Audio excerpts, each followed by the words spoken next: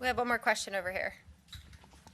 What's your best advice for a rookie ARCA driver going out there today for the first time? I would say get your seat as low as you can. You're really tall. No. Man, you know, when I was running the ARCA Series a long time ago, back in 2008,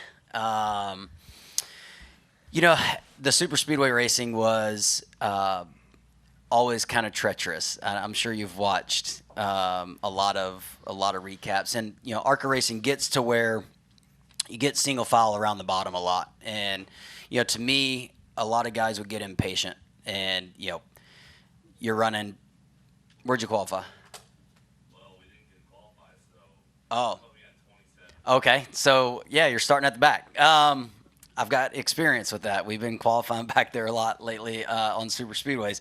Hopefully not today, but you just stay patient. Let the other guys make mistakes. There'll be guys that get impatient and try and make a run to the front, and they generally the outside lane in the ARCA cars, I feel like, end up losing momentum and you know end up falling right back to the back. Now, if you got some good cars, caliber cars with you, I would jump in line and get to the, you know, somewhere up in the top 10 and ride and let other people make mistakes. That'd be my best advice. All right, Ricky. Thanks for your time today. Thank you. Good luck this weekend.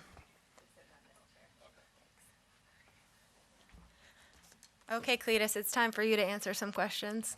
We'll continue our media availabilities with Cleetus McFarland. If you have a question, please raise your hand and I will get a mic over to you. We'll start in the middle with Jacob and then go to Dalton. Jacob Seelman, Raceface Digital. I've got one for both your personas. I'll start with you as Cleetus. You were here. We saw the video on your YouTube channel of bringing Dale Jr. down, taking the Dale truck down the back straightaway with a couple of drag passes. What were the emotions like through that experience, and just what's going to be most memorable from that whole process when it's all done and you look back on it? Well, you know, Dale having no drag race experience whatsoever, he's never been down a drag strip or anything. It was a cool opportunity for us to give him that first experience, and then it also be in the Dale truck, as we call it, that we've had for so many years. I mean, we're coming up on 7 or 8 years of owning it, and probably every single video on it has said, like, you got to get Dale Jr. to drive it. So, you know, my guys put a lot of time into building it. We were excited to show it off, and then he also did, like, the most awesome burnout in it, made great runs. And he was impressed by it. You know, it was just a big win for my whole team, all my guys. And I loved seeing him a little scared or something. You know, he let off the gas on his first hit because it was so fast. And it was just hilarious. I mean, he's so cool. We've all looked up to Dale Jr. So to even just spend time walking around the track with him was cool. But then to see him drive our truck, it was amazing. So I'd say the most memorable moment would be him chicken footing on the throttle and then, you know, doing that awesome burnout. You're probably the only person that can get away with calling Dale Jr. chicken foot. Yeah, Not get knocked upside the head. It's one of those things, you know, if you chicken foot the gas on any of our videos, like you're done. You're toast. We all just are gonna roast you. And he knew he messed up when he came back. I said, man, the truck did something weird. And he's like, well, I might have let off the gas, you know, and then we pulled up the data log and it was all over for him. You know, we had to do what we had to do. And this process from Daytona to here, all the big names that you've now been able to lean on and work with and kind of absorb knowledge from as you've started this ARCA journey, what has it been like emotionally, mindset-wise, as Garrett Mitchell, the race car driver, outside of just the social media boon that this has been for you? Yeah, well, you know, all the guys that I've met, you know, Biffle and Junior and, you know, Alex Bowman I've been friends with for a long time, they all offer a lot of great advice. But through this process, like you said, you know, the Garrett side of things, I've just become really good friends with them. So it it feels natural to hang out with them now, and their advice comes across as they actually want me to use it, and I try to be as mindful as I can of so many different perspectives while I'm out there racing. But obviously I only got 19 laps in Daytona or whatever it was. So today, just like Ricky said, I've kind of combined everyone's advice into just being patient and surviving down, in the field, because I'm 27th or something like that. And so I'm just combining as much knowledge as I can to try and make the right decision. But it's cool having all these friends that are willing to take the time to give me their advice. I mean, everyone's got 10, 15, 20, 25 years of advice, so it's great. Feel really lucky. We'll go over to Dalton and then down here to Jenna. Garrett. Yep. Garrett, Cleetus. Whichever works. Whichever works. Do you have a story from the Boulevard that what's the wildest story that you've got maybe from the Talladega This could Boulevard? get me. Let me tell you something about the Talladega Boulevard. I preach, just living the freedomatic life of being an American. But I don't know if I really knew the true meaning of freedom till I stepped foot on Talladega Boulevard. I mean, we're parked up and there's just action happening. I can't get into the details because honestly, it's not cool, man. Whatever happens on Talladega Boulevard has to stay there. I would say that if I posted some of the things that we saw, my channel would be deleted. It's just action, It's like, you just don't know till you know. You go on Talladega Boulevard, you're seeing purebred Americans enjoying life to the absolute maximum. They love two things.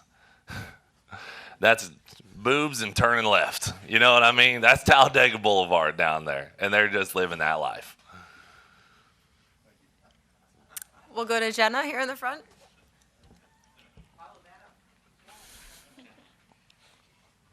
Morning, Jenna. Good morning, Garrett / Cleetus. Hit me. I noticed that you were Garrett when you first started, and then in the second answer, you were both a mixture of Garrett and Cleetus. So how do you decide when you're which person, or are you just schizophrenic and they just pop I'm up? schizophrenic for sure. I don't know, You worked in both personalities in this last one. I don't know. When I first started the Cleetus thing, it was like a redneck persona. And then, just slowly, Garrett and Cleetus have merged into one. And,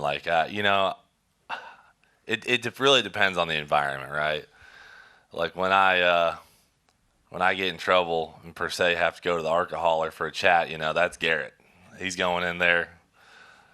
The other night, we were at a campground, and Jack Stand fired up the water slides, and the employees were really mad, and Garrett had to go handle that situation. I had to go talk to the owner. But then when I pulled through the gates of Dega, I'm just Cleetus.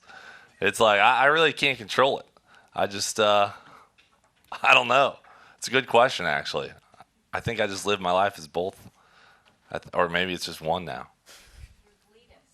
It really doesn't matter what people call me. I just am who I am now, and I just try to live my life how I want and have as much fun as possible with my friends. Winning with your friends is the best, and so we just travel around and have a good time, no matter who we are. Yep. We'll go in the back to Zach. Zach Ready, kickingthetires.net. Obviously, with such a massive following online, a lot of influence, goes to your channel. What drivers do you follow that stand out to you online? And possibly, you asked Ricky for advice. What would your advice be to drivers to perhaps branch out if they choose to do so? Like you're saying, to help drivers with social media stuff? Well, I think a lot of the drivers, who are in Cup, they have so much experience. They've been around for a while, and social media didn't really blow up when they were getting into it. So I do see some drivers who are really doing good jobs on social media, and some that you just don't see much from. I I don't know specifically who I'd call out on that. I mean, I root for Alex Bowman the most, just because him and I have been friends for so long, and I'm just trying to think of how to articulate your question. Like, if they, I do feel like there's a major lack of YouTube opportunity in the garages. Like, if I was a Cup guy, I personally would be filming all that stuff. Just, we film all our videos on an iPhone, and maybe it does exist and we don't know about it, but like the same thing I do at my shop every day, working on the drag cars and stuff, like that could easily be done in a Cup garage. But I think there's a lot of secretism about the car setups and stuff, and that could easily be avoided. But like, there's so much to show, and I think the audience is kind of begging for it. So if a couple of these drivers, I don't know who's going to be first, starts showing what's going on, in their day-to-day life. I think Carson Hocevar specifically is probably doing the most right now with the live streams and stuff. But like, if once someone picks up their iPhone and goes in their garages and is like showing the day-to-day struggles, because to me from the outside, like, it just seems like all the Cup teams are like so dialed in, so locked in, but we all know behind the scenes they're having, some shit show days, for lack of better words, and we'd love to see it. Like most of my videos that have done the best are on my worst days at the track, when I throw a rod out the side of a motor. People love those videos for some reason, and it is hard some days posting it. But like, man, I'm telling you, once one driver really throws some cool, just homemade style YouTube videos up, and it may exist. I just think it's going to do really well for somebody. We'll come down here to Bob, and then we'll take one last question from Steven. Bob Hockers, Fox Sports. Do you feel like you're taken seriously yet from the other ARCA drivers? Well, I mean, I only have 19 laps. So, and, I think the other drivers understand that I am here I'm here not just as a driver. I'm here as to make our YouTube videos. They know that. So they know that I might not take this as serious as them, but I think all the drivers have a good understanding of that, and they know that I'm out there to race. Like in Daytona, I went out wrecking, right? And but I feel like it wasn't anything that I caused, and if I went out there and made a fool of myself, and wrecked a bunch of people, I think they wouldn't take me seriously. But I haven't done anything yet that would cause them to not take me seriously. I don't think so.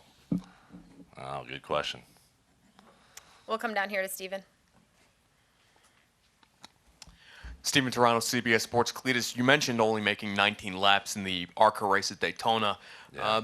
Given that thinned out the field so much, and you're in a good race car with Rhett Jones Racing, how much do you view that as a missed opportunity, considering that if you had missed all that, you may have been one of those 10 cars in the lead pack that were competing for the win the last 20 laps? I mean, we went from 27th to 14th in whatever it was, 19 laps. So, man, that car was like feeling so good. It was sucking right up to everybody.